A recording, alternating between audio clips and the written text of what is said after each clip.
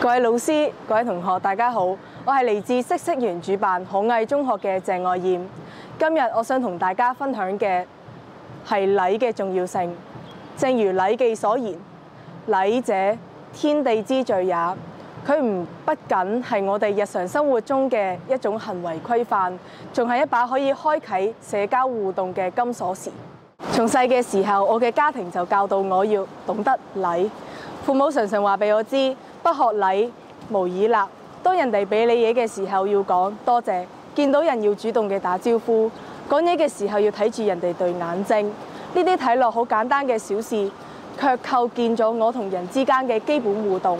喺學校，老師同樣十分嘅強調呢啲規矩，就好似上堂嘅時候會講老師早晨，落堂嘅時候會講老師再見。但係曾經嘅我對呢啲教導一度百思不得其解，點解要咁樣做呢？我嘗試唔跟住呢啲禮去做，唔講多謝，唔打招呼，拒絕眼神嘅交流，心入邊諗住咁樣可以節省時間。但係事情並唔係我諗嘅咁簡單。最初嘅時候，我覺得咁樣可以減少不必要嘅麻煩，結果係感到非常嘅孤獨。我發現同學對我漠不關心，甚至連眼神嘅接觸都唔願意俾我，這讓我諗起孔子所講嘅人而無禮，胡不全死。但係每當我同佢哋交流嘅時候，總係覺得生硬同埋冷落，似乎喺人群中變得透明。漸漸嘅，我意識到缺少咗人情味，生活嘅樂趣同色彩都隨之消失。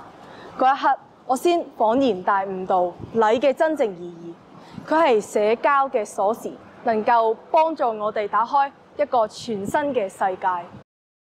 喺朋友之間，禮唔單係互相嘅尊重，仲係真誠嘅態度。例如我嘅一個朋友嘅生日派對上邊，我哋會提前準備一啲小禮物。呢啲唔單止令壽星感到重視同埋關心，亦都令我哋嘅友誼更加嘅牢固。咁樣嘅互動先讓我明白尊重人哋同埋真誠嘅待人，先可以換來更加多嘅友誼同埋禮。除此之外，喺社會中同人交往嘅時候，我哋應該保持一顆善良同埋理解嘅心。有一次，我喺公交車上見到一位老婆婆，因為人多而無法上車，我主動嘅上前伸出手扶佢，幫助佢安全嘅揾到位置。佢感激嘅對住我微笑，呢啲微笑唔單讓我感到溫暖，仲讓車上嘅人都互相更加嘅關心同埋互動。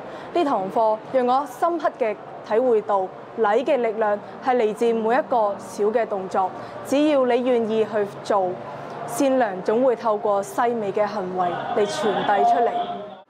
所以禮看似好困難，但係每一個人都可以做到。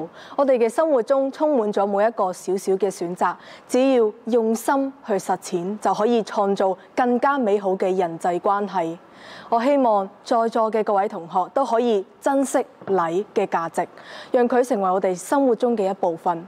正如荀子所講嘅：人無禮則不生，事無禮則不成。讓我哋喺日常交流中可以持續嘅運用呢把金鎖匙，開啟更加和諧嘅人際關係。